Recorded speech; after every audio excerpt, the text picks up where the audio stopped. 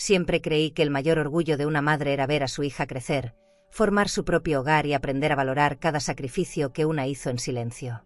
Pensaba que los momentos en familia serían mi recompensa, que cada sonrisa y cada abrazo serían el reflejo del amor sembrado durante tantos años de lucha. Pero un día, en mi propia mesa, mi hija me gritó con desprecio: «Aquí mi esposo manda, no tú». Esa frase derrumbó en segundos la ilusión de toda una vida. Y si crees que esta historia termina ahí, estás muy equivocada. Porque lo que hice después, nadie en mi familia lo esperaba. Quédate conmigo hasta el final, porque esta historia da un giro tan grande que no podrás creerlo. Pero antes, dime en los comentarios, ¿desde dónde estás viendo esta historia? Y no olvides suscribirte al canal para no perderte relatos tan intensos como este. Mi nombre es Teresa Ramírez de la Vega, tengo 70 años, y durante décadas fui una madre entregada, una mujer de carácter y el sostén de mi familia. Pero ese día descubrí que hasta una madre tiene un límite, y que el respeto no se mendiga, se exige. El eco de las copas de cristal rebotaba contra las paredes altas del comedor de mármol. La mesa estaba servida con vajilla fina, platos que nunca se usaban para lo cotidiano, solo para aparentar elegancia frente a visitas importantes. Yo, sin embargo, veía en cada detalle el vacío de una familia que ya no compartía nada real conmigo. Mis manos descansaban sobre el mantel bordado, y mientras observaba a mi hija, sentí que mi lugar en esa casa comenzaba a desvanecerse. Era mi mansión, mi esfuerzo, mi vida, y aún así me trataban como si fuera una invitada incómoda. El domingo había empezado como cualquier otro, con el olor del café recién hecho y el sonido de los pasos en el pasillo largo. Intenté comentar sobre una remodelación en la sala principal, un detalle que podía mejorar la luz natural en los ventanales. No esperaba discusión, solo un intercambio simple. Mi hija, sin embargo, me miró con dureza, con una expresión que no reconocí. Fue como si en ese instante se rompiera un cristal invisible entre nosotras. Yo quería aportar, pero ella estaba lista para callarme. De pronto, su voz subió como un látigo: «Aquí mi esposo manda, no tú». La frase golpeó más fuerte que cualquier bofetada. Me quedé inmóvil, con el corazón encogido, como si las paredes de mármol se hubieran cerrado sobre mí. El silencio que siguió fue insoportable. Incluso los cubiertos brillantes parecían acusarme de atreverme a hablar. Yo no reaccioné, no podía. La rabia estaba, pero estaba atrapada en el fondo, sofocada por años de amor ciego hacia una hija que ahora me trataba como a un estorbo. Me atreví a responder con voz baja: «¿Qué estás diciendo? Esta casa es mía». Ella se inclinó hacia adelante, sus manos aferradas a la copa de vino importado. «Pues vete», dijo con desprecio. «Eres una invitada aquí». El aire se llenó de un frío insoportable, a pesar de que la chimenea ardía. Su esposo sonrió desde el otro lado de la mesa, un gesto que me dejó claro que no estaba sola en su crueldad. Miré alrededor y todo el lujo perdió sentido. Las lámparas de cristal, los cuadros importados, los muebles traídos de un viaje a Europa, todo parecía burlarse de mí. Había trabajado años para mantener ese nivel, para que a mi hija nunca le faltara nada. ¿Y qué recibía a cambio? Una humillación pública en mi propio comedor. Mi corazón latía con fuerza, y mi dignidad se arrastraba como una sombra. En mi mente pasaron imágenes de cuando era niña. Recordé su risa corriendo por el jardín, las noches en que se enfermaba y yo velaba su fiebre. Me dolía pensar que esa misma niña ahora me gritaba con desprecio. No entendía en qué momento se rompió la lealtad, en qué segundo dejó de ser mi hija para convertirse en alguien dispuesto a herirme. El eco de sus palabras seguía resonando, clavándose en mi pecho. No dije nada más. Apreté los labios y me obligué a guardar silencio. Cada fibra de mí pedía defenderme, reclamar lo que era mío, pero algo dentro me detuvo. Quizá era el miedo a perderla por completo, quizá la incredulidad de ver hasta dónde podía llegar su soberbia. Mi silencio fue interpretado como derrota. Ella sonrió satisfecha, y su esposo volvió a brindar, como si hubieran ganado una batalla invisible. El ambiente se volvió pesado, sofocante. El perfume caro de mi hija impregnaba el aire y me resultaba insoportable. Mi corazón se quebraba, pero mi mente comenzaba a despertar. Esa humillación no podía quedarse sin respuesta. No sabía aún cómo, pero en lo profundo de mi pecho se estaba encendiendo una chispa. El dolor era grande, pero también lo era la claridad de que algo debía cambiar. Me quedé sentada, mirando cómo la cena continuaba como si nada. Ellos reían, hacían planes, ignorando mi presencia. Yo permanecía quieta, con la mirada fija en el mármol de la mesa. No reaccioné, no lloré, no grité. Solo comprendí en silencio que algo oscuro estaba naciendo entre esas paredes. Y esa certeza, tan dura como el mármol bajo mis manos, sería el inicio de una historia que cambiaría todo. El eco de mis pasos retumbaba en los pasillos largos de la mansión. Las alfombras persas amortiguaban el sonido, pero yo sentía que cada movimiento quedaba marcado en esas paredes cargadas de recuerdos. Miraba los cuadros colgados, las lámparas de cristal brillando sobre mi cabeza, y pensaba que nada de ese lujo podía llenar el vacío que llevaba dentro. Caminaba despacio, con la vista perdida, tratando de comprender en qué momento me convertí en una extraña dentro de mi propia casa. Recordé cómo, de niña, mi hija corría por ese mismo pasillo con muñecas en la mano. Su risa rebotaba en las paredes y me daba la sensación de que todo lo que hacía valía la pena. Ahora ese eco se había convertido en un silencio pesado, cruel, que me aplastaba con cada paso. Las puertas se cerraban a mi espalda, una tras otra, como si quisieran borrarme de la historia de esa casa. Me acerqué a su habitación y toqué suavemente, esperando que quisiera hablar. «Hija, yo solo quiero ayudarte», dije con voz cansada. El silencio se prolongó unos segundos y después llegó su respuesta, cortante: «No necesitamos tu opinión. Ya no pintas nada aquí». La frase me desgarró. Me alejé con el corazón encogido, intentando no dejar que las lágrimas me delataran. Al girar el pasillo, encontré a mi yerno sentado en un sillón de cuero importado. Tenía las piernas cruzadas y en la mano sostenía una copa de vino. Ni siquiera me miró cuando habló: «Tu tiempo pasó». Sentí como si cada palabra fuera un golpe. Quise contestarle, pero algo me detuvo. No valía la pena desgastarme en medio de tanto desprecio. El silencio se convirtió en mi única defensa.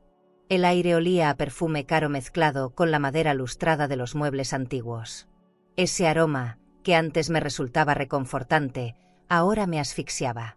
La mansión, con todos sus lujos, se transformaba en una prisión elegante. Yo era una sombra en medio de sus risas, alguien que había perdido todo derecho a opinar. El lujo se había vuelto jaula, y mi voz, un eco que nadie quería escuchar. Me refugié en la sala principal, donde un gran espejo reflejaba mi imagen. Me miré fijamente, tratando de encontrar a la mujer que alguna vez fui. Vi arrugas, cansancio, dignidad herida. Recordé cuando Mateo estaba vivo y la casa se llenaba de respeto. Todo había cambiado desde su ausencia, y ahora mi hija parecía querer borrar incluso la memoria de su padre. Me senté en un sillón y cerré los ojos. Escuchaba murmullos a lo lejos, conversaciones apagadas que cesaban cada vez que me acercaba. Había secretos flotando en el aire, planes que no me incluían. La sensación era tan clara que me dolía el pecho. Sentía que estaban tramando algo, y el hecho de no saber qué era aumentaba mi angustia. Abrí los ojos y observé el ventanal enorme que daba al jardín privado.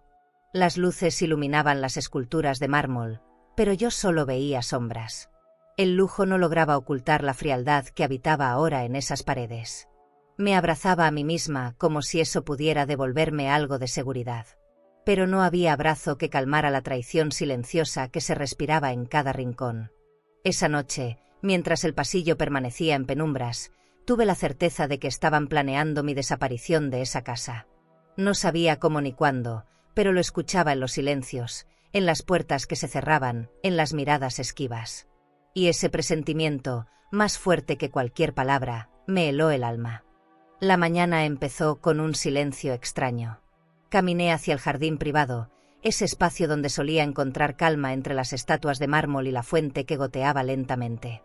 Quería respirar aire fresco, sentir que aún había un rincón mío en esa mansión que se me escapaba de las manos. Al tomar la manija de la puerta, descubrí que estaba cerrada. Giré una y otra vez, pero no se movía. El frío recorrió mi espalda cuando entendí que alguien la había bloqueado por fuera. Golpeé con fuerza la madera, mi voz se quebraba. «Abraham, esta es mi casa». El eco rebotó contra los muros, pero nadie apareció. Minutos después, escuché pasos apresurados y la voz de mi hija. «Es por su seguridad, Teresa». Así, sin más, me trataba como si fuera una niña desobediente a la que había que encerrar. Mis manos temblaban al tocar la cerradura inmóvil. Nunca pensé que un lujo tan grande pudiera convertirse en una cárcel tan elegante. Me quedé de pie frente a la puerta, escuchando cómo se alejaban sus pasos. El olor del perfume caro de mi hija aún flotaba en el aire, un recordatorio cruel de quien había tomado esa decisión. El jardín, visible a través del cristal, parecía burlarse de mí. Las flores brillaban bajo el sol, pero yo solo veía barrotes invisibles. Ese encierro no estaba hecho de hierro, sino de desprecio. Decidí caminar de vuelta por la casa. El mármol frío del piso me devolvía mi reflejo, como si quisiera mostrarme la soledad que me rodeaba. Toqué una de las ventanas grandes, buscando otra salida, pero estaban cerradas también. Todo estaba calculado. Ya no era la dueña de esa mansión, era apenas un fantasma al que se le permitía existir dentro de los límites que otros imponían. Fui hasta la sala y me senté frente al ventanal. Afuera, el auto de lujo de mi yerno relucía bajo el sol, como una provocación. Pensé en lo absurdo de la escena. Él disfrutaba de la libertad de ir y venir, mientras a mí me encerraban en una casa que yo había levantado con años de sacrificios. La ironía me apretaba el pecho. No podía gritar más, no podía llorar, solo quedaba resistir. El sonido de risas lejanas llegó desde el comedor. Abrí la puerta con cautela y escuché fragmentos de una conversación. No entendí todo, pero lo suficiente para saber que planeaban algo más. Palabras como firma, propiedades y decisión se colaban entre sus voces. Mi nombre apareció entre susurros, seguido de un silencio sospechoso. Se callaron en cuanto me acerqué, como si hubieran visto un fantasma. Me refugié en mi habitación, rodeada de muebles antiguos y cortinas pesadas. El espejo reflejó mi rostro cansado. Toqué mis mejillas y descubrí que estaba más pálida de lo habitual. No era el encierro físico lo que más me hería, era el desprecio disfrazado de cuidado. Ese disfraz me dolía más que cualquier insulto directo. Cerré los ojos, tratando de recordar la última vez que me había sentido respetada en esa casa. En medio de la quietud, decidí no perder la cabeza.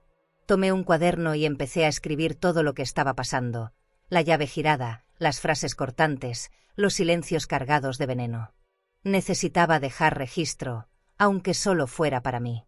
Escribir se convirtió en un acto de resistencia, en un intento de no desaparecer entre esas paredes. Al terminar la página, levanté la vista hacia el ventanal. La luz dorada de la tarde bañaba los muebles y las alfombras, pero yo solo podía sentir la sombra del encierro. Sabía que lo peor aún no había llegado. Y esa certeza, tan clara como el reflejo en el mármol, me heló por dentro.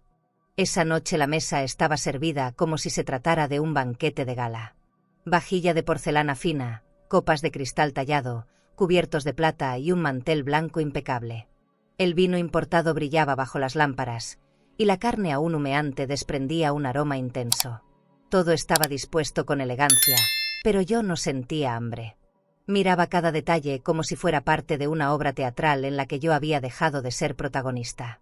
Mi hija entró con paso firme, luciendo un vestido de diseñador y un bolso de cuero que todavía tenía la etiqueta colgando discretamente. Su perfume caro llenó la sala antes de que hablara. Se sentó frente a mí, cruzó las piernas con calma y me observó como si esperara que yo agradeciera el esfuerzo por la cena. Su esposo se unió poco después, ajustando su corbata y mostrando un reloj que no había comprado con su esfuerzo, sino con mi tarjeta de crédito. El silencio se prolongó unos segundos, roto solo por el tintinear de los cubiertos. Entonces mi hija levantó la copa y con una sonrisa helada anunció: «Encontramos una residencia privada para ti. Cómoda, con enfermeras y todo lo que necesites. No tendrás que preocuparte de nada». Sus palabras flotaron en el aire como veneno. Sentí que la copa que sostenía en mi mano temblaba. Me incliné hacia adelante y pregunté con incredulidad: «¿Residencia? Me están diciendo que quieren mandarme a un asilo». Ella no tardó en responder: «No lo veas así, mamá. Piénsalo como un retiro. Ahí estarás tranquila y nosotros cuidaremos de la casa, de las cuentas, de la herencia». Cada palabra era una puñalada disfrazada de amabilidad. Su esposo intervino levantando la copa con arrogancia. «Es lo mejor para todos, Teresa. Allí tendrás compañía, actividades, atención médica. Y nosotros nos ocuparemos del resto». Su sonrisa era de triunfo, como si ya hubiera ganado algo que aún no le pertenecía. El brillo del vino se reflejaba en sus ojos, y yo podía ver con claridad la codicia detrás de su gesto. Me quedé helada, sintiendo que el mármol de la mesa reflejaba mi rabia contenida. La mansión que había sido mi refugio se estaba convirtiendo en una trampa. Sus palabras no eran preocupación, eran un descarte. Querían sacarme del camino para quedarse con lo que me correspondía. El lujo que me rodeaba hacía más cruel la escena, porque todo eso había sido posible gracias a mis sacrificios. Tomé aire, tratando de mantener la calma. Recordé las veces que había trabajado horas extras, las noches que me quedé sin dormir para que a ella no le faltara nada. Y ahora me quería enterrar en vida, rodeada de comodidades pagadas con mi propio dinero. El vino en mi copa sabía amargo, como si hubiera absorbido la traición. Los observé a ambos, riendo entre sí como si ya hubieran tomado una decisión irrevocable. Yo era apenas una invitada a la conversación, alguien que debía sentir y aceptar su destino. Pero dentro de mí algo comenzó a despertarse. Un instinto de defensa que no conocía, una claridad que me decía que esa noche no sería el final, sino el principio de algo más grande. El mantel blanco ocultaba mis manos apretadas con fuerza. No reaccioné, no grité. Solo guardé silencio, mientras en mi mente se formaba una certeza aterradora. Estaban dispuestos a todo con tal de borrarme de la casa. Y esa revelación, más dura que cualquier insulto, me dejó claro que debía prepararme. ¿Y tú? ¿Aceptarías comodidad y lujo a cambio de perder tu libertad? La noche cayó pesada sobre la mansión, y yo me refugié en mi habitación. Cerré la puerta lentamente, como si ese gesto pudiera protegerme de lo que acababa de vivir. Las cortinas de terciopelo rojo caían pesadas, ocultando el jardín que tanto amaba. Encendí una lámpara pequeña, y la luz cálida iluminó apenas un rincón de la cama enorme donde me sentía más sola que nunca. Me dejé caer sobre el colchón, abrazando un cojín de seda. El perfume caro de mi hija aún impregnaba mis ropas, como si se burlara de mí incluso en mi espacio más íntimo. Miré el techo decorado con molduras y pensé en lo irónico que resultaba. Rodeada de lujo, yo me sentía más pobre que nunca. El vacío me apretaba el pecho y las lágrimas comenzaron a caer sin que pudiera detenerlas. Recordé las palabras de Mateo, mi esposo fallecido: «Nunca confíes en sonrisas fáciles, Isa». Esa advertencia, que en su momento no entendí, ahora se repetía en mi mente como un eco doloroso. Tomé entre mis manos un retrato de él, apoyado en la mesita de noche, y lo acerqué a mi rostro. «Ayúdame, Mateo», susurré entre sollozos.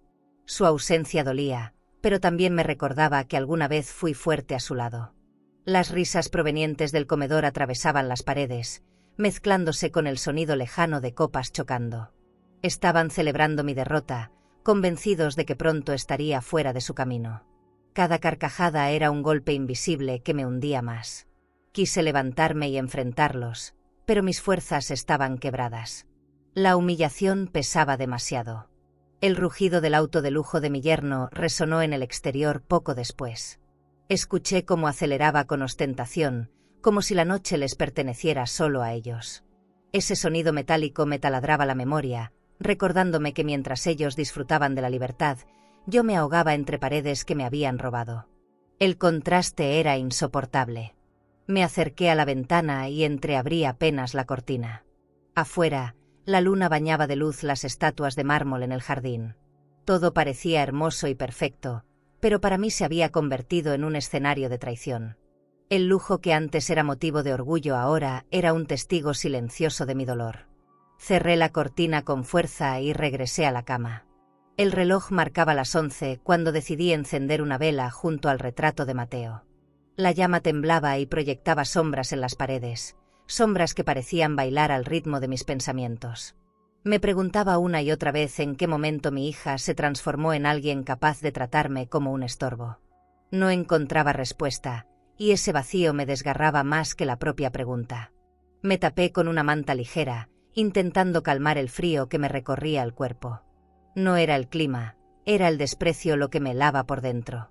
El silencio de la habitación contrastaba con el bullicio del resto de la casa. Ellos vivían, reían, planeaban. Yo lloraba en la oscuridad, recordando todo lo que había dado sin esperar nada a cambio. En medio de ese llanto silencioso, algo comenzó a germinar en mi interior. Una certeza, pequeña pero firme, que me decía que no podía quedarme ahí esperando a que decidieran mi destino. Tenía que hacer algo. No sabía todavía cómo, ni cuándo, pero entendí que mi silencio debía transformarse en acción. Esa noche, entre lágrimas y terciopelo, decidí que tenía que escapar. Al día siguiente, bajé al jardín como si nada hubiera pasado. Caminé entre las esculturas de mármol y los rosales cuidadosamente podados, fingiendo calma, aunque por dentro hervía de rabia. El aire olía a humedad y perfume caro, una mezcla que me mareaba. Necesitaba un respiro, necesitaba un cómplice. Fue entonces cuando escuché mi nombre en un susurro. Isa, me llamó Carmen, mi vecina de siempre, desde el otro lado de la verja. Sus ojos reflejaban preocupación. No puedes seguir aquí, esto no es vida. Me acerqué a ella con cautela, temiendo que alguien nos viera desde las ventanas grandes de la mansión. Sentí que mis manos sudaban al agarrar las rejas frías. Esa voz amiga era la primera caricia en medio de tanto desprecio. Le conté lo que estaba pasando, bajando la voz a un susurro, la llave girada, la cena de cristal, la amenaza disfrazada de residencia privada. Carmen negó con la cabeza, como si confirmara algo que ya sospechaba. «Te quieren desaparecer, Isa», me dijo con firmeza. Mi garganta se cerró de miedo, pero al mismo tiempo nació en mí una chispa de rebeldía. Dolores apareció poco después, mi amiga de infancia, esa que siempre me recordaba que yo tenía más fuerza de la que creía. «Nosotras no vamos a dejar que te hagan esto», aseguró. Sentí como mi corazón, tan herido, recuperaba un poco de aliento. Estábamos en el mismo jardín donde alguna vez mi hija jugaba, y ahora yo planeaba escapar de ella. El contraste me dolió, pero también me dio valor. Comenzamos a planear despacio, sin prisa, como quien cocina un platillo delicado. Carmen insistió en que debía reunir documentos, la escritura de la casa, las pruebas de mis cuentas, cualquier carta o transferencia que confirmara que yo era la dueña de todo. Dolores se encargaría de vigilar las idas y venidas de mi hija y su esposo. El plan era arriesgado, pero era la única salida. Mientras hablábamos, escuché el rugido del auto de lujo estacionando frente a la mansión. Nos escondimos tras un seto para que no nos descubrieran. Vi a mi hija bajarse con bolsas de ropa de diseñador, como si el mundo fuera suyo. Ella sonreía, ajena a mi dolor, mientras yo tramaba a escondidas una huida de la que dependía mi dignidad. El contraste era brutal, su lujo contra mi prisión. Esa tarde, ya sola, entré a mi habitación y abrí un cajón secreto donde guardaba documentos importantes. Saqué la carpeta con escrituras, cuentas bancarias y copias de tarjetas de crédito. Mis manos temblaban, pero también sentía una fuerza nueva recorriéndome. Esos papeles eran mi escudo, mi defensa contra la traición. Los escondí en un bolso discreto, sabiendo que serían la clave de todo. Encendí la lámpara y me quedé pensando en lo arriesgado del plan. ¿Y si descubrían mis movimientos? ¿Y si no lograba salir a tiempo? Pero entonces recordé las risas de la noche anterior, las palabras que me arrojaron como cuchillos. Ese recuerdo me dio firmeza. Prefería arriesgarme a perderlo todo antes que seguir viviendo como una sombra en mi propia mansión. Esa noche, cuando el silencio cayó sobre la casa, miré hacia el techo y recé en voz baja. Supe que la madrugada sería mi aliada. Con Carmen y Dolores a mi lado, no me dejaría encerrar. Había llegado el momento de convertirme en la mujer que decidía su destino. La madrugada llegó envuelta en un silencio extraño. Me levanté de la cama sin encender la lámpara, con el corazón golpeando como si quisiera advertir a toda la casa de mis intenciones. Abrí el armario y pasé la mano por los vestidos de diseñador colgados en fila. No me servían. Tomé un abrigo sencillo y un bolso discreto, donde había guardado los documentos y algunas joyas pequeñas. No podía llevar mucho, cada objeto de lujo se había vuelto una cadena. Me acerqué a la ventana y observé la mansión dormida. Las lámparas de cristal en el pasillo seguían encendidas, brillando como guardianes silenciosos. Caminé con cuidado sobre el piso de mármol, temiendo que el más mínimo crujido despertara a alguien. Mi respiración se volvía más pesada con cada paso, pero el recuerdo de la llave girada y las humillaciones me empujaban hacia adelante. Al llegar a la cocina, vi el reloj marcar las 3 de la mañana. El silencio era tan profundo que podía escuchar el tic-tac como un tambor en mi cabeza. Me detuve unos segundos, apretando los ojos para no dejar que el miedo me venciera. Carmen me esperaba afuera con un coche modesto, lejos del auto de lujo que usaban mi hija y su esposo. Ese contraste me llenaba de fuerzas. Yo huía con lo esencial, ellos dormían rodeados de lo que creían que era poder. Empujé suavemente la puerta trasera. El aire helado de la madrugada me golpeó el rostro como una bofetada de realidad. El jardín privado estaba cubierto de sombras. Las estatuas de mármol parecían observarme mientras cruzaba despacio, cargando mi bolso contra el pecho. El crujir de la grava bajo mis zapatos se mezclaba con el latido furioso de mi corazón. Cada paso era una declaración silenciosa de que no volvería a ser prisionera. De repente, me detuve. Había olvidado algo importante, la carta que había escrito la noche anterior, donde dejaba constancia de lo que me habían hecho. Corrí de regreso al comedor. Mis manos temblaban mientras colocaba el sobre la mesa de mármol. Escribí una sola línea en el exterior: el infierno que quisieron darme, ahora es suyo. Sentí un alivio extraño al dejarlo ahí, como si esa frase llevara parte de mi rabia y de mi dignidad. Cuando regresé al jardín, vi las luces del coche de Carmen encenderse en la distancia. Corrí hacia ella, agachándome para que ninguna ventana me delatara. Dolores estaba en el asiento trasero, con el rostro cubierto por un pañuelo, vigilando que nadie nos siguiera. Al abrir la puerta del auto, mis manos sudaban tanto que apenas pude sostener la manija. Me subí sin mirar atrás, aunque el peso de la mansión seguía clavado en mis hombros. El coche avanzó despacio, evitando cualquier ruido. Desde la ventana, alcancé a ver las columnas blancas y los ventanales grandes de la casa desaparecer poco a poco. Sentí un nudo en la garganta. Esa mansión había sido mi hogar, el lugar donde crié a mi hija, y ahora era el símbolo de la traición más grande que había vivido. No sabía si llorar o gritar, así que me limité a observar cómo las luces se desvanecían en la distancia. Carmen apretó mi mano mientras conducía. Ya pasó lo peor, Isa. Estás libre, me dijo con voz firme. Yo asentí, aunque por dentro sabía que lo peor apenas comenzaba. Mi hija no se quedaría quieta.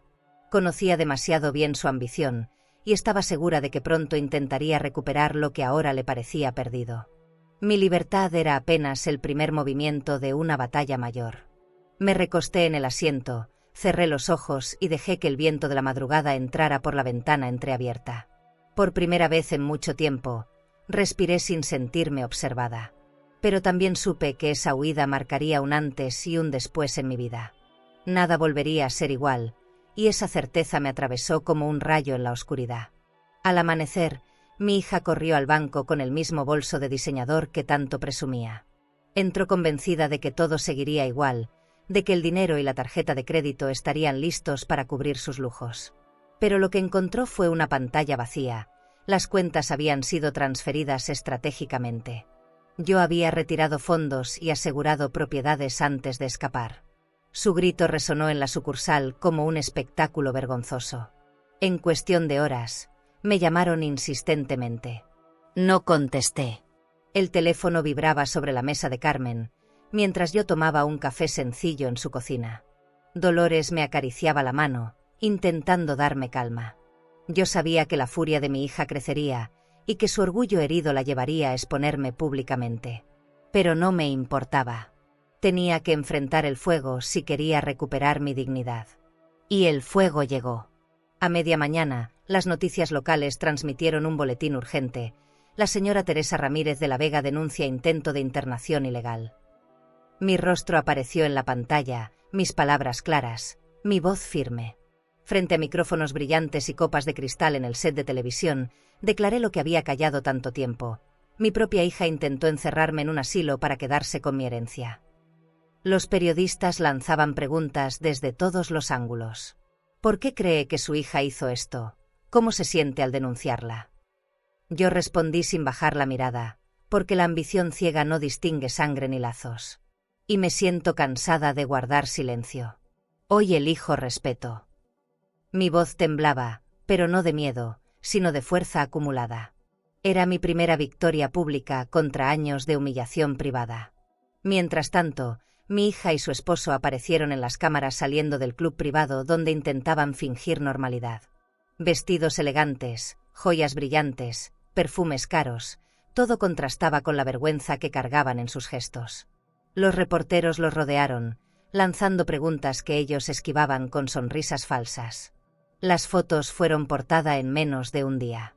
Yo observaba todo desde la televisión pequeña de Carmen. Cada titular me golpeaba el corazón, no por culpa, sino por la certeza de que ya no había vuelta atrás. Los lazos familiares estaban rotos y expuestos ante el país entero.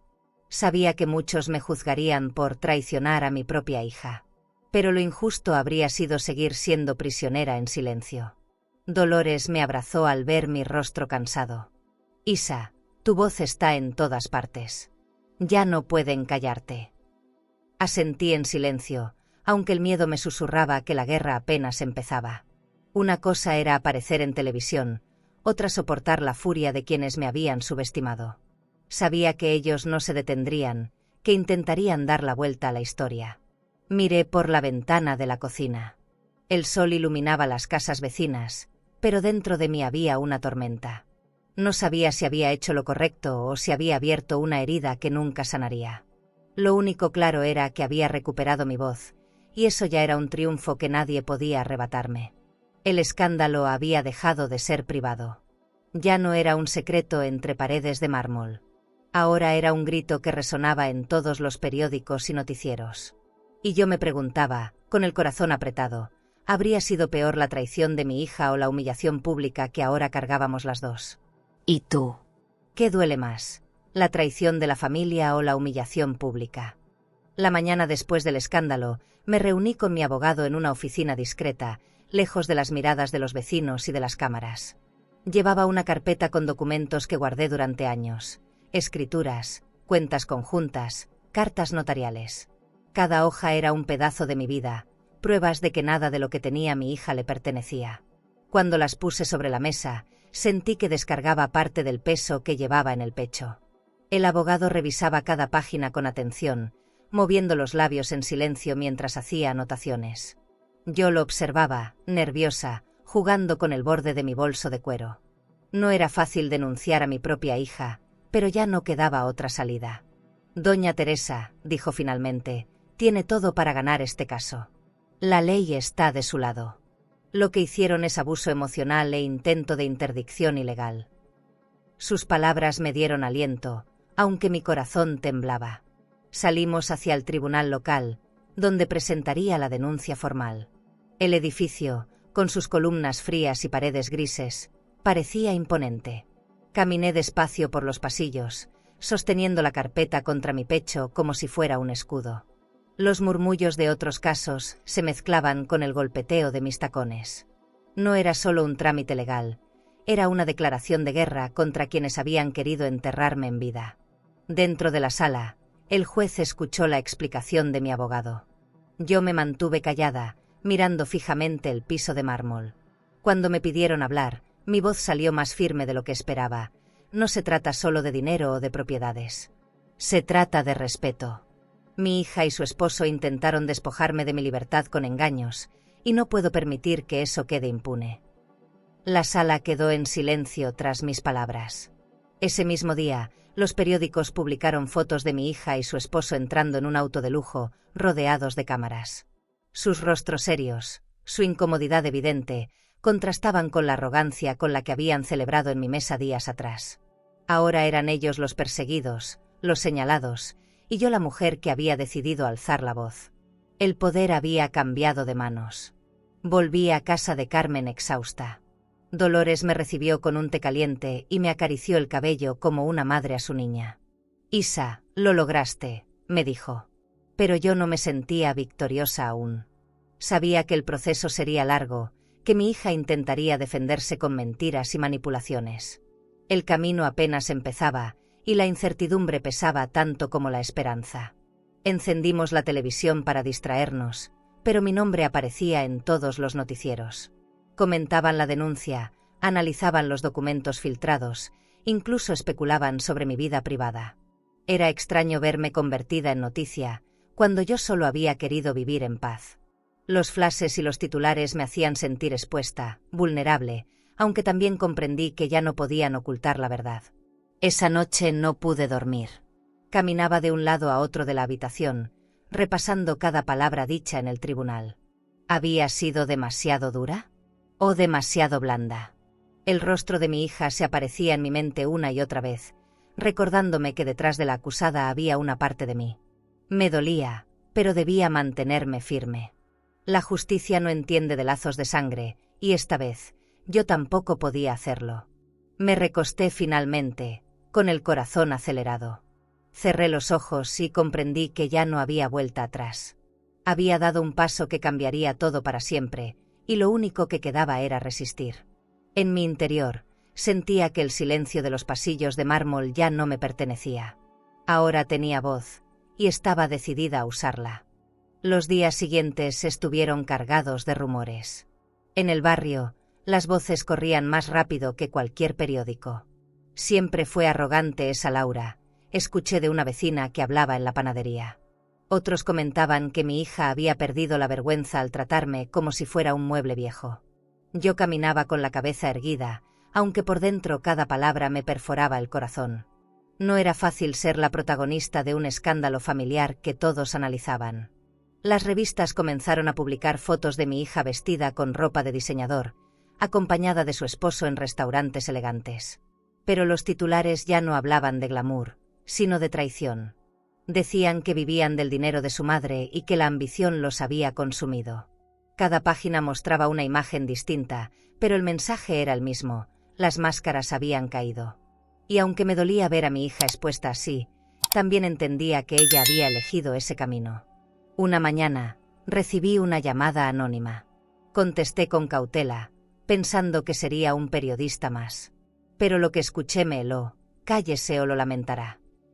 La voz era masculina, fría, y colgó antes de que pudiera responder.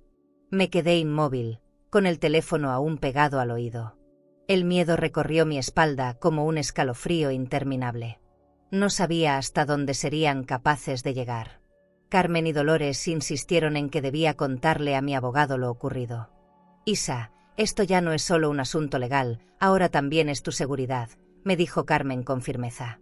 Dolores me abrazó y añadió: no estás sola, recuerda eso. Agradecí sus palabras, aunque el temor no desaparecía. Sabía que mi hija y su esposo tenían conexiones en clubes privados y que podían recurrir a cualquier artimaña para presionarme.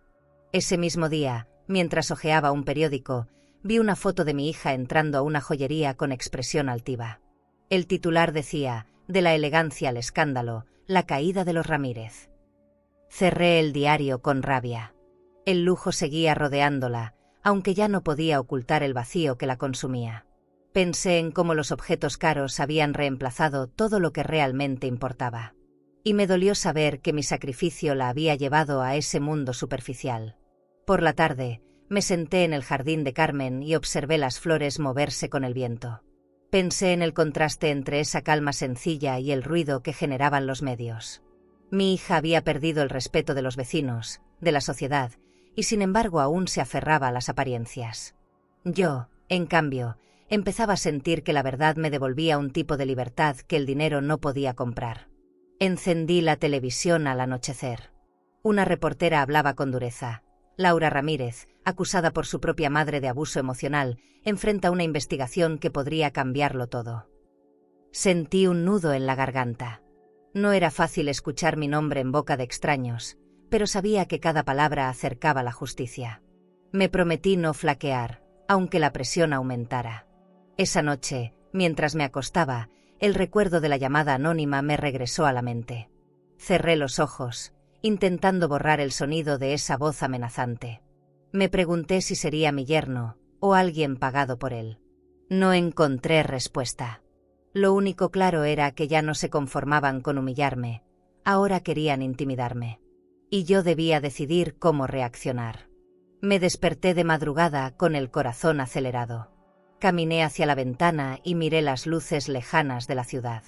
Me pregunté hasta dónde estaban dispuestos a llegar para proteger sus intereses. La duda me atormentaba, pero también me fortalecía. Sabía que cada día que resistiera era un día más cerca de verlos caer. Y esa esperanza me sostuvo en la oscuridad. Cuando subí al avión privado que me llevaría lejos de todo, sentí que cada paso sobre la alfombra elegante de la aeronave era un corte con el pasado. Carmen me sostuvo del brazo, y Dolores, con esa sonrisa nerviosa que siempre ocultaba su miedo, me susurró que todo saldría bien. El rugido de los motores me pareció un canto de libertad, algo que hacía meses no escuchaba. Cerré los ojos y me prometí que no miraría atrás. El vuelo fue silencioso, pero cada minuto estaba cargado de pensamientos.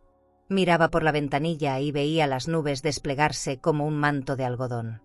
Recordaba la mansión de mármol, las copas de cristal, las voces que me mandaban callar. Ahora, en ese cielo abierto, comprendí que la verdadera riqueza no estaba en los objetos, sino en el derecho a decidir por mí misma.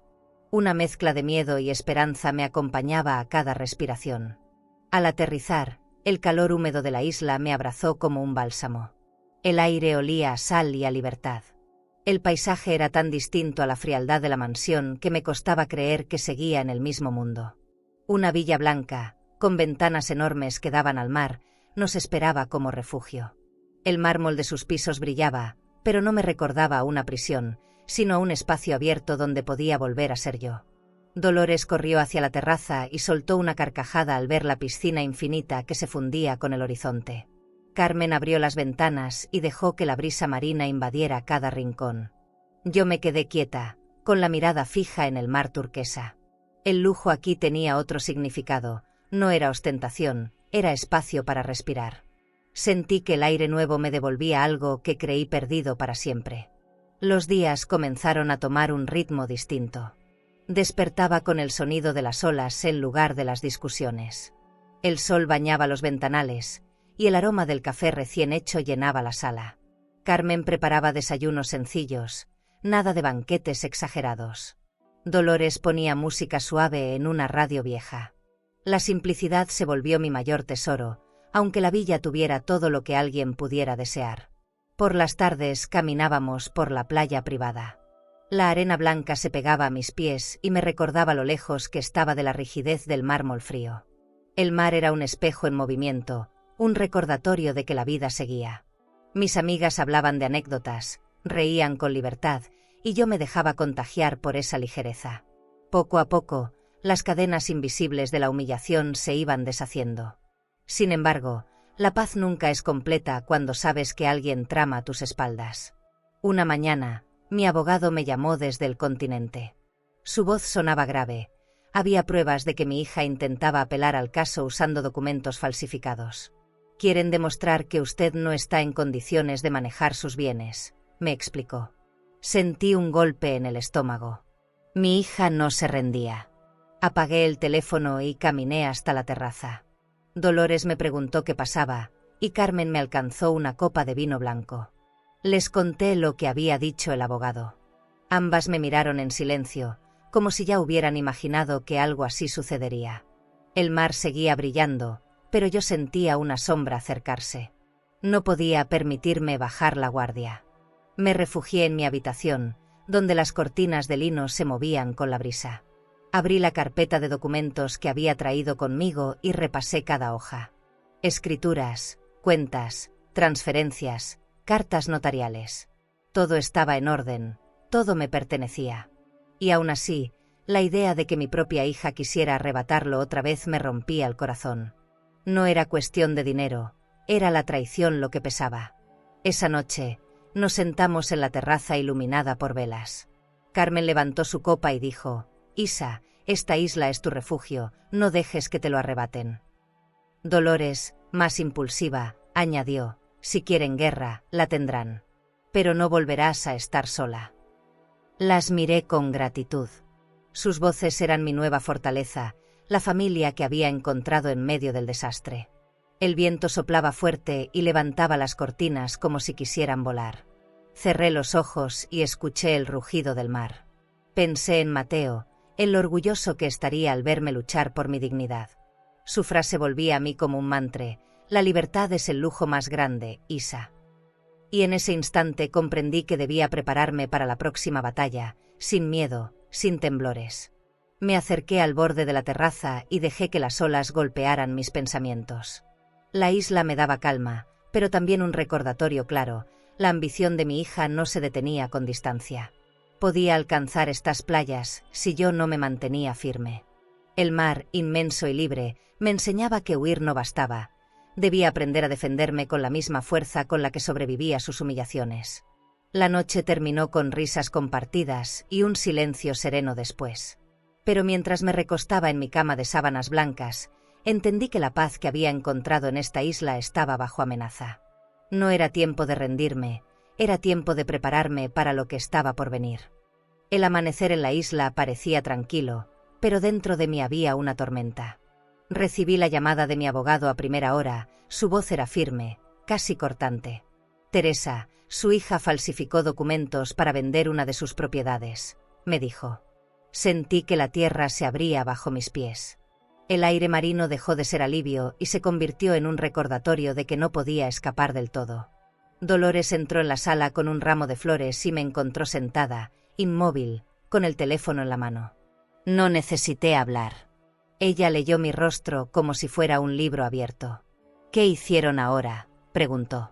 Carmen llegó segundos después, y entre las dos me rodearon con su calor. Les expliqué lo sucedido. Cada palabra me dolía como una cuchilla, porque no era un enemigo externo, era mi hija. Nos sentamos en la terraza, y mientras la brisa movía las cortinas de lino, pensé en todo lo que había entregado a lo largo de mi vida. Propiedades, cuentas, viajes, lujos, todo había estado a su alcance gracias a mis sacrificios. Y aún así, ella quería más, siempre más. No era ambición, era codicia. La isla se veía hermosa, pero esa belleza no lograba tapar la herida que volvía a abrirse en mi pecho. Mi abogado me envió las pruebas por correo electrónico. Abrí la laptop y vi la firma falsificada, el intento burdo de imitar mi letra. Mis manos temblaron al pasar la página en la pantalla. Era tan descarado que no podía creer que fuera mi hija quien estaba detrás. El abogado me aseguró que todo estaba en manos de la justicia. Yo, sin embargo, sabía que la vergüenza sería pública y que el escándalo crecería aún más. Dolores me sirvió una copa de vino blanco y me dijo: que el mundo se entere quién es ella en realidad. Carmen, más serena, respondió: no dejes que la rabia te devore, Isa. Este proceso te va a desgastar si no encuentras calma. Yo las escuchaba, intentando mantenerme entera. Por dentro, me debatía entre el dolor de madre y la necesidad de sobrevivir como mujer. Ese mismo día, la noticia explotó en todos los noticieros. Las imágenes mostraban a mi hija entrando en un banco, con un bolso de cuero colgado del brazo y una sonrisa congelada. Los presentadores hablaban de fraude, de falsificación, de abuso. Verla en la pantalla me partió el alma. Era mi hija, la niña que alguna vez abracé en noches de fiebre, ahora convertida en portada de escándalo. Recibí mensajes de conocidos. Algunos me apoyaban, otros me acusaban de ser demasiado dura. Yo no respondía. Caminaba por la villa en silencio, observando el mar como si pudiera darme respuestas. No quería ser vista como víctima ni como verdugo. Solo quería que la verdad hablara por sí misma. Pero en el fondo sabía que la verdad duele más cuando tiene el rostro de tu propia sangre. Dolores, incapaz de quedarse quieta, propuso celebrar el congelamiento de sus accesos a mi herencia.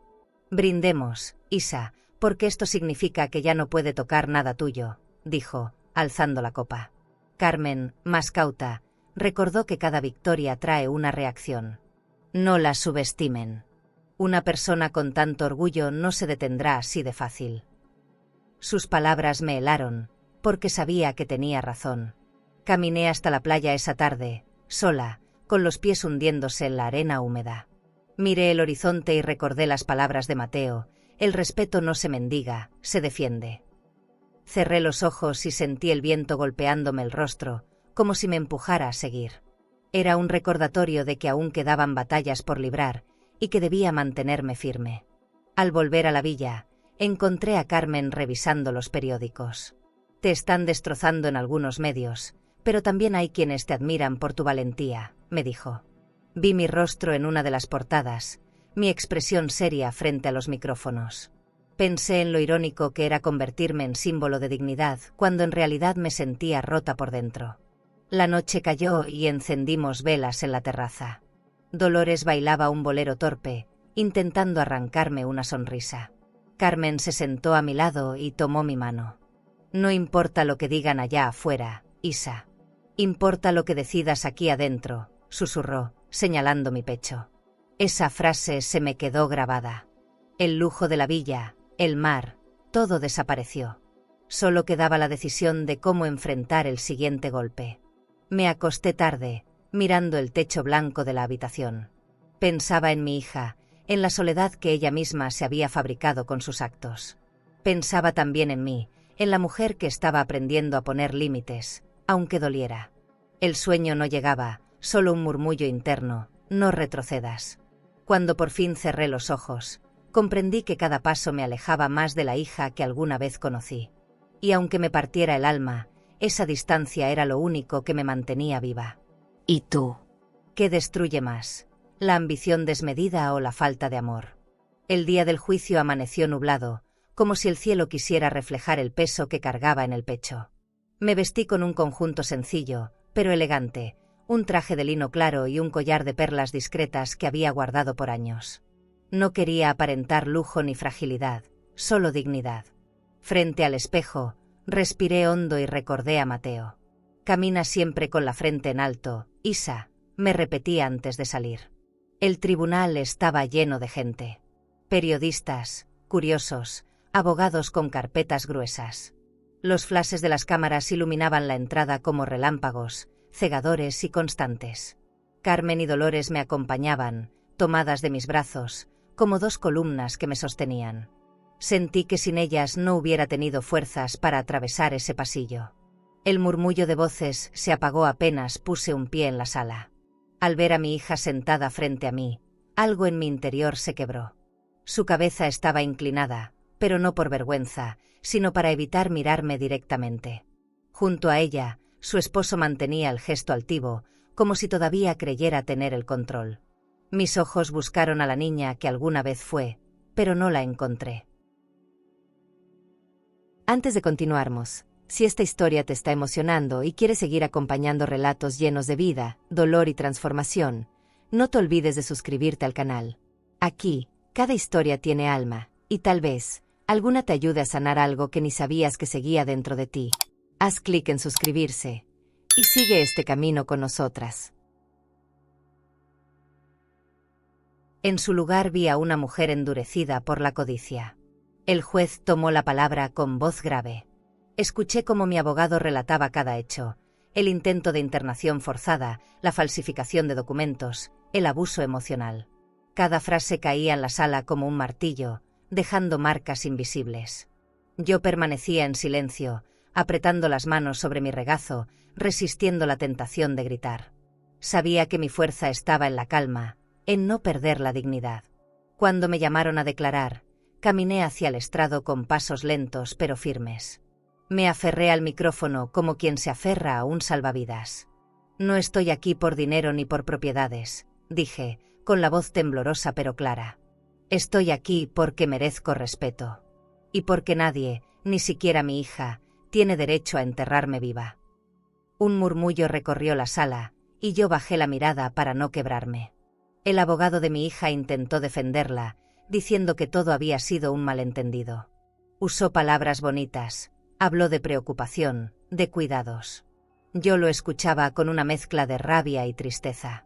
¿Cuántas veces habían disfrazado la traición de amor? ¿Cuántas veces habían jugado con la palabra familia para justificar el abuso? El silencio del juez lo decía todo.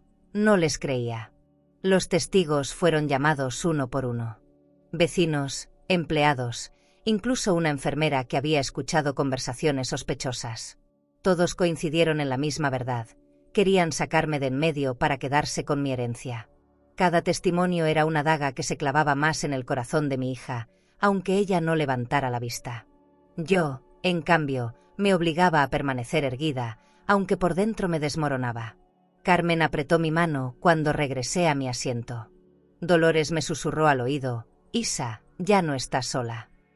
Sus palabras me dieron un calor que contrastaba con la frialdad de la sala. Observé al juez mientras revisaba los documentos, mientras repasaba con su pluma cada detalle.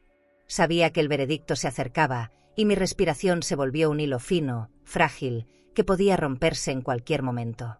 De pronto, mi hija levantó la vista. Nuestros ojos se encontraron por primera vez en meses.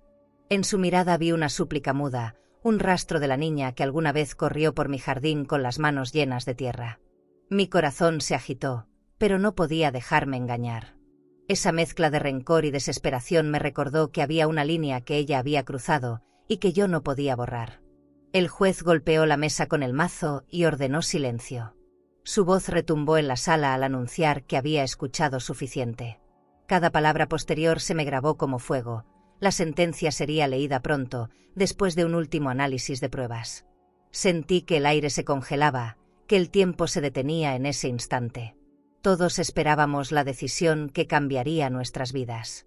Salimos de la sala unos minutos después para un receso. Los periodistas nos rodearon con preguntas, micrófonos y cámaras. No respondía nada. Solo caminé despacio, sostenida por mis amigas, con la frente en alto. Mi silencio era más fuerte que cualquier declaración. Mi hija, en cambio, esquivaba los flashes con gestos nerviosos. Por primera vez, la vi temblar.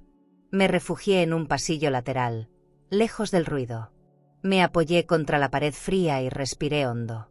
Pensé en lo extraño que era sentir alivio y dolor al mismo tiempo. El alivio de estar tan cerca de la justicia y el dolor de verla a ella, mi hija, sentada como acusada. ¿Podría algún día perdonar esto? ¿O la herida sería eterna? Regresé a la sala con paso lento. El juez ya estaba listo para pronunciar su veredicto. El murmullo de voces se apagó de golpe. Y yo, con el corazón al borde del abismo, supe que nada volvería a ser igual después de lo que estaba a punto de escuchar. El día de la sentencia amaneció gris, con un silencio pesado que se filtraba incluso por las ventanas del tribunal.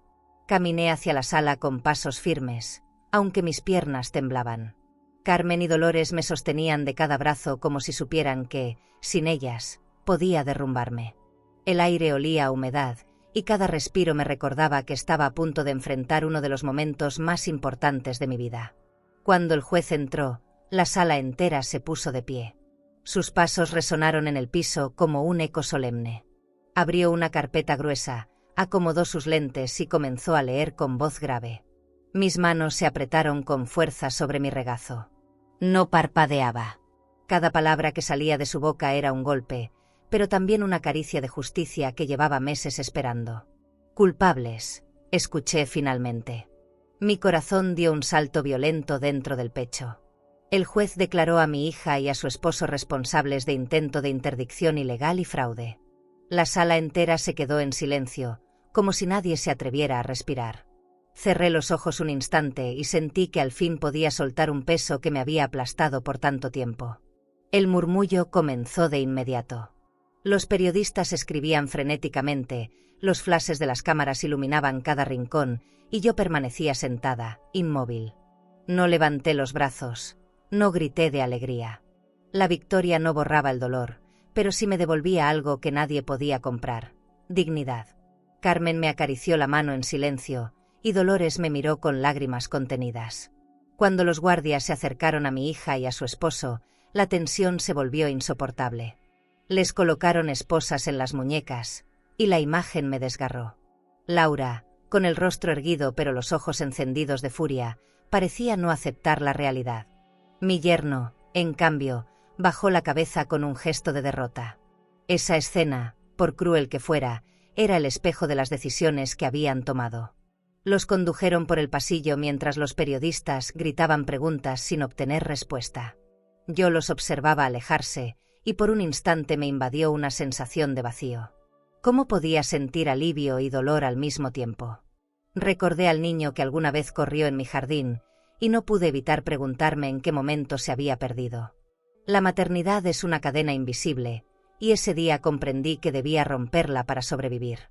La sala quedó casi vacía, y yo permanecí en mi asiento, observando cómo la luz se filtraba por los ventanales altos. Carmen me abrazó por detrás, y Dolores se inclinó para susurrar: «Isa, ya pasó, ahora empieza lo nuevo». Asentí en silencio, aunque sabía que lo nuevo no sería fácil. La justicia había hablado, pero el corazón no entiende de leyes. Salimos del tribunal rodeadas de periodistas. Micrófonos, cámaras, preguntas. No respondí nada. Caminé despacio, dejando que los flashes capturaran mi rostro sin palabras. Mi silencio era mi escudo, la respuesta más digna que podía dar. Mientras tanto, mi hija y su esposo desaparecían en un vehículo oficial. El contraste era brutal. Yo salía libre, ellos salían atados. De regreso a la isla, me quedé mirando el mar desde la ventana del avión. El agua parecía infinita, y yo pensaba en las cadenas invisibles que durante años me habían atado al miedo, a la culpa, al silencio. Ahora estaban rotas. La sentencia había abierto una puerta que me permitía respirar de nuevo, aunque el aire aún doliera. En la villa, Dolores encendió velas y puso música suave. Carmen preparó té con calma, y yo me senté en la terraza mirando el horizonte.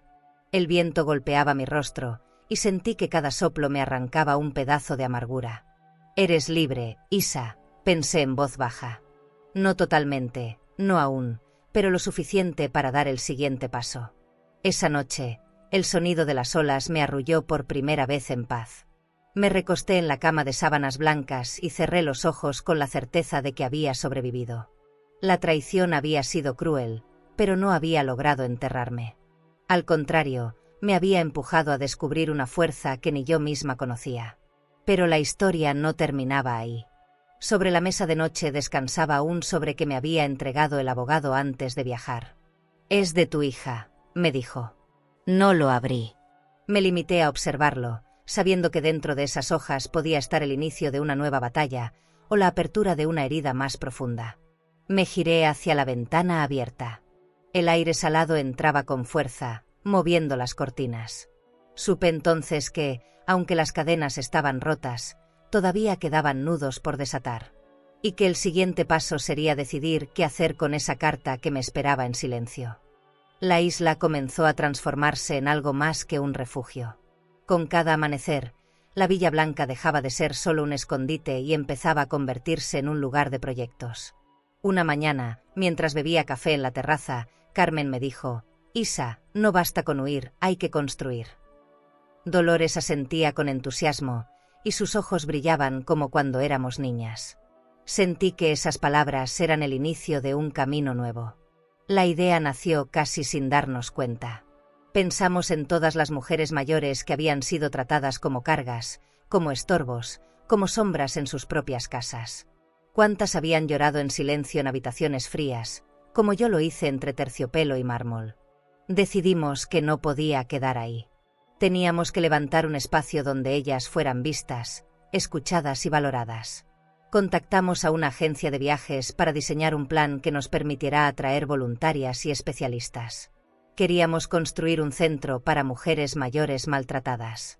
No un asilo, no una cárcel disfrazada de lujo, sino un hogar de dignidad.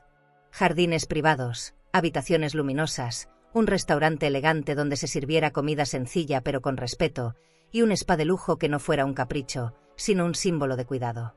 El dinero de mi herencia dejó de ser un fantasma y se convirtió en herramienta. Hicimos transferencias, retiramos fondos, firmamos contratos con arquitectos. Cada cuenta conjunta cerrada, cada tarjeta de crédito cancelada en el pasado, ahora me daba fuerzas para invertir en algo que tenía verdadero sentido. El lujo se transformó en justicia, y eso me dio paz. El día que comenzaron las obras, caminé por el terreno con un casco puesto y lágrimas en los ojos. Carmen grababa con su cámara, y Dolores no dejaba de hablar con los obreros. Yo miraba el espacio vacío y podía imaginarlo lleno de mujeres riendo, cuidando flores, compartiendo historias alrededor de una mesa. Era como sembrar semillas de esperanza en tierra fértil. Meses después, cuando las puertas se abrieron, llegaron las primeras mujeres. Algunas con pasos temblorosos, otras con mirada perdida. Cada una traía una herida distinta: abandono, desprecio, silencios. Nos sentamos juntas en la sala principal, rodeadas de muebles elegantes y cortinas claras. Al brindar con té en copas de cristal, entendí que no estaba sola. Todas éramos piezas de una misma historia. Una de ellas me contó cómo sus sobrinos le habían quitado sus propiedades con engaños. Otra relató que sus propios hijos la habían dejado en una residencia mientras viajaban al extranjero. Escucharlas era como escuchar ecos de mi pasado. Cada palabra me golpeaba, pero también me daba la certeza de que estábamos en el lugar correcto. Poco a poco, la casa se llenó de vida. Algunas mujeres bailaban boleros en los pasillos, otras se reunían en la biblioteca para leer en voz alta, y varias preferían cuidar el jardín, regando flores como quien sana sus propias cicatrices. Verla sonreír era mi recompensa. No era la heredera de una fortuna, era una mujer que había convertido el dolor en propósito. Un día, mientras observaba a todas desde la terraza, recibí un sobre inesperado. La letra en el frente era inconfundible, la de mi hija. Sentí que el aire se espesaba, que el sol dejaba de calentar. Carmen y Dolores se acercaron, conscientes de lo que significaba ese papel. Mis manos temblaban al sostenerlo, pero no lo abrí. No aún. Me quedé largo rato mirando ese sobre la mesa. Sabía que adentro podía haber una súplica, una mentira o un intento desesperado de recuperar algo de control. No podía decidir en ese instante. La herida aún estaba demasiado fresca, y no quería volver a sentir el veneno de la duda. Lo dejé reposar como quien deja un cuchillo envainado. Esa noche, no pude dormir. El sonido del mar era distinto, como si trajera consigo preguntas sin respuesta. ¿Qué podía querer de mí ahora? ¿Un perdón? ¿Una segunda oportunidad? No lo sabía. Cerré los ojos y recordé su grito en la mesa de cristal. Aquí manda mi esposo, no tú. Ese recuerdo me sostuvo para no dejarme arrastrar por la nostalgia. Dolores entró a mi habitación con una linterna pequeña. Isa, no lo pienses tanto, haz lo que te dé paz, dijo con su franqueza de siempre. Carmen, más prudente, añadió, no abras esa carta si no estás lista. Nadie puede obligarte. Agradecí sus palabras, porque en ese momento comprendí que tenía el derecho de elegir mi tiempo, mi respuesta, mi camino. Coloqué el sobre en la mesita de noche y apagué la lámpara. El mar seguía rugiendo afuera, recordándome que aún quedaban batallas por librar. No sabía qué contenía esa carta, pero sí sabía algo con certeza. Mi nuevo comienzo no dependía de ella, dependía de mí. Guardé el sobre varios días en la mesita de noche, como si pesara toneladas. Cada noche lo veía ahí, mirándome como un reproche silencioso. Cada mañana despertaba con la misma pregunta: ¿qué hago con estas palabras? No era un simple papel, era un recordatorio vivo de todo lo que había sufrido. El perdón, lo sabía, es un acto noble, pero ¿qué pasa cuando perdonar puede abrir de nuevo la puerta al dolor? Un atardecer me armé de valor y llevé la carta a la terraza. La brisa marina movía las cortinas de lino y yo sostenía la hoja con manos temblorosas. Abrí el sobre y comencé a leer. Mi hija escribía que había sido manipulada, que no supo detener a su esposo, que se dejó arrastrar por la cobardía. Me llamaba mamá con la misma dulzura de su infancia, y esa palabra me atravesó como un cuchillo de nostalgia. Dolores apareció detrás de mí y me observó en silencio. ¿Lo perdonarás?, preguntó con esa franqueza que nunca supe esquivar. Yo no respondí, solo miré el horizonte teñido de naranja, buscando respuestas en el mar. Carmen, en cambio, se acercó y me abrazó por los hombros. Haz lo que te dé paz, Isa, no lo que te exija nadie más, susurró. Sentí sus voces como un escudo contra la tormenta que me agitaba por dentro. Esa noche soñé con ella de niña. Corría por el jardín con las manos manchadas de tierra, orgullosa de haber plantado un árbol pequeño. En el sueño la abracé con ternura, como si nada hubiera pasado. Pero al despertar, el vacío me golpeó con fuerza. Ese niño interior ya no existía. En su lugar había una mujer que permitió que me arrastraran al borde de la muerte emocional. ¿Cómo reconciliar esas dos imágenes? Tomé la carta otra vez y la apreté con fuerza entre mis manos. Por un instante pensé en romperla, pero algo en mí lo evitaba. Parte de mi corazón aún quería creer que había bondad escondida en ella. La otra parte me gritaba que abrir esa puerta sería volver a caer en la trampa. Sentía como si dos mujeres distintas convivieran en mi pecho, la madre que anhelaba proteger y la mujer que necesitaba sobrevivir. Al día siguiente salí al jardín con la carta en la mano. Me senté en una silla blanca junto a una copa de vino. El sol brillaba en el cristal como un recordatorio de que la vida seguía. Pensé que quizá el perdón no siempre significa reconciliación. A veces perdonar es soltar, dejar ir, liberarse del peso. No se trataba de absolverla a ella, sino de liberarme yo de la carga. Caminé hasta la orilla de la playa privada. El agua fría acariciaba mis pies y el viento golpeaba mis mejillas. Abrí el sobre y dejé que las páginas cayeran lentamente sobre la arena húmeda. Las olas se encargaron del resto, borrando la tinta hasta desaparecerla. Observé ese ritual improvisado con lágrimas en los ojos. No sabía si había perdonado del todo, pero entendí que no quería vivir encadenada a su error. Regresé a la villa con el corazón ligero, aunque herido. Carmen me esperaba en la terraza con una taza de café caliente, y Dolores me rodeó con un abrazo largo. «Ya está hecho», dije en voz baja. Ellas no preguntaron nada más. En ese silencio compartido comprendí que no necesitaba explicaciones. Mi decisión era un cierre, no un regreso. Esa noche dormí profundamente por primera vez en mucho tiempo. Sin pesadillas, sin lágrimas. El mar acompañó mi descanso con su canto eterno.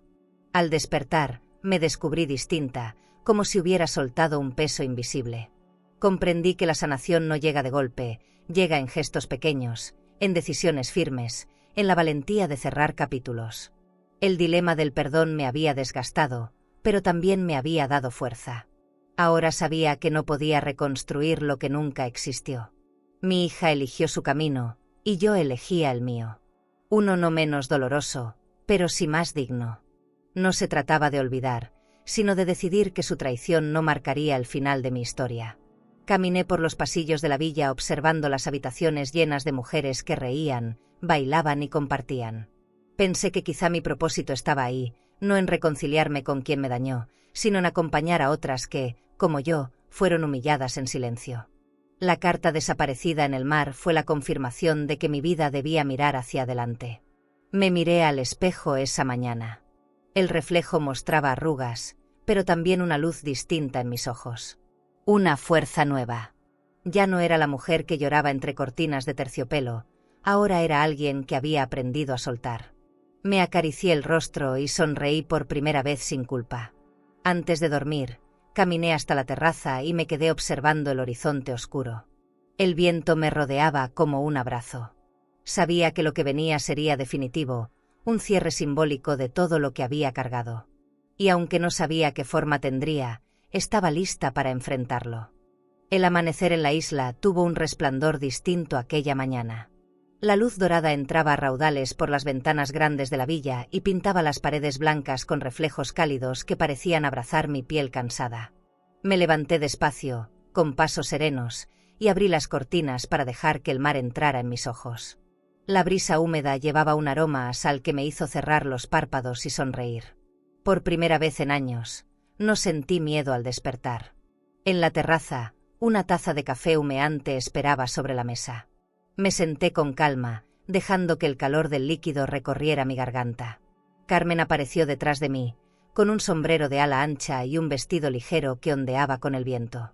Dolores cargaba un viejo radio y lo encendió, dejando escapar un bolero antiguo que llenó el aire con nostalgia. Ellas comenzaron a bailar torpemente, riendo como dos niñas traviesas que habían recuperado su inocencia. Las observé con ternura, y comprendí que esas dos mujeres eran la familia que me había sostenido cuando todo lo demás se derrumbó. Decidí caminar hasta la playa privada. Me quité los zapatos y sentí la arena fría y húmeda acariciando mis pies. Cada grano se pegaba a mi piel como un recordatorio de que estaba viva, presente. El sonido de las olas golpeando con fuerza la orilla era un canto que me atravesaba los huesos. En mi mano llevaba un objeto pequeño, pero cargado de siglos de peso en mi corazón. Mi anillo de bodas. Ese círculo de oro había sido testigo de promesas, de amor, de pérdidas, y también de cadenas invisibles. Me detuve frente al mar y lo observé como si buscara una respuesta. Cerré los ojos y la memoria se abrió sola.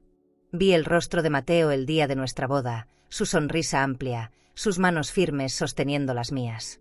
Escuché su voz en mi cabeza, repitiendo: «La libertad es el lujo más grande, Isa».